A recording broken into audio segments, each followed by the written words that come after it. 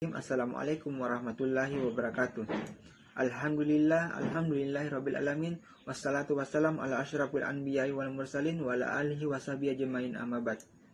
Segala puji bagi Allah, Tuhan semesta alam, yang mana Allah Subhanahu wa taala telah menciptakan 7 lapis langit dan telah menciptakan 7 lapis bumi. Dan kita sebagai umat Nabi Muhammad SAW bernaung kepadanya.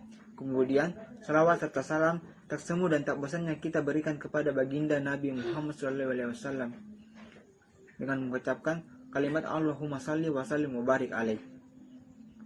Mudah-mudahan kita senantiasa mendapatkan syafaat yang dijanjikan oleh Nabi Muhammad SAW. Amin amin ya rabbal alamin.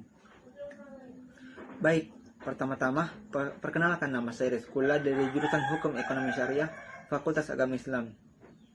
Teman-teman yang saya banggakan sebagai penerus bangsa Indonesia, bahwa yang kita ketahui, anak adalah tumpuan dan harapan orang tua, dan anak jugalah yang akan menjadi penerus bangsa ini.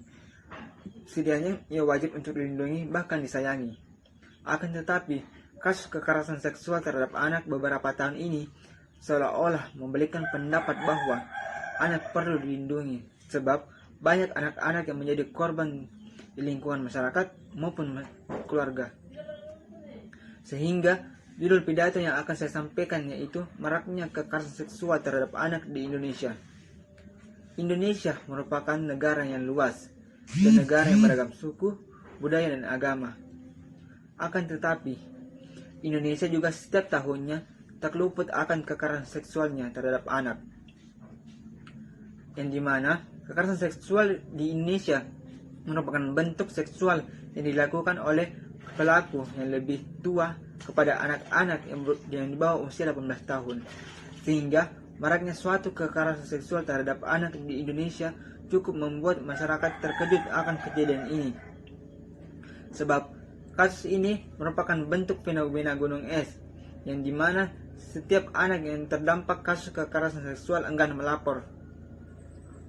Sehingga kekerasan seksual terhadap anak akan berdampak pada masa kesehatan serta trauma yang berkepanjangan hingga dewasa. Dan secara psikis bisa menimbulkan ketagihan bahkan dendam jika tidak ditangani secara serius. Dan Kementerian Pemberdayaan Perempuan dan Perlindungan Anak atau PPPA mencatat sepanjang 2021 terdapat 10.247 kasus kekerasan terhadap perempuan, yang dimana 15,2% adalah kekerasan seksual yang telah dilakukan.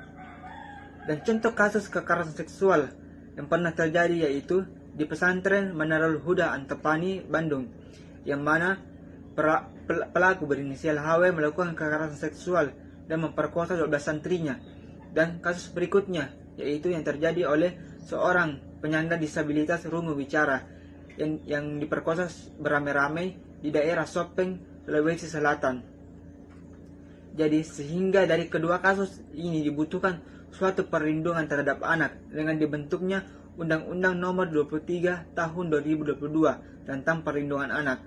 Walaupun dengan adanya Undang-Undang Nomor 23 Tahun 2022 tentang Perlindungan Anak, dibutuhkan pula perlindungan dari orang tua dengan mengetahui tanda-tanda dan penyebab terjadinya kekerasan seksual, yang dimana tanda-tandanya yaitu: pertama, anak sering mengalami mimpi buruk; kedua, anak menjadi tidak nafsu makan; ketiga, merasa sakit serta terjadinya pendarahan pada area kemaluan, serta nyeri atau kesulitan berjalan bahkan duduk.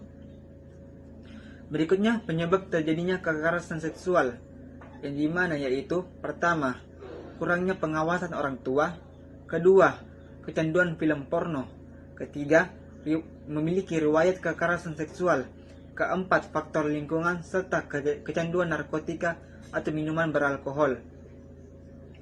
Jadi, itulah tanda-tanda dan penyebab kekerasan seksual di masyarakat yang membuat anak-anak di Indonesia yang pertamanya ingin menggapai cita-cita kedepannya terhalangi oleh bentuk kekerasan yang dilakukan oleh pelaku. Jadi, oleh karena itu, dibutuhkan perlindungan terhadap anak dengan pendekatan sistem yang meliputi sistem kesejahteraan sosial bagi anak-anak dan keluarga, serta utamakan mencari tahu dan pahami jenis-jenis kekerasan seksual dan risiko yang mungkin yang akan diterima, dan tetap waspada terhadap potensi bahaya yang akan menimpa anak, baik kondisi lingkungan, orang sekitar, bahkan dia sendiri. Dan tak lupa melapor kepada pihak yang berwajib agar pelaku kekerasan seksual diberi hukuman terhadap apa yang telah ia lakukan. Jadi, mungkin itu saja pidato yang saya sampaikan. Lebih dan kurangnya mohon dimaafkan. Billahi fisabil haq, wastabiqul khairat. Assalamualaikum warahmatullahi wabarakatuh.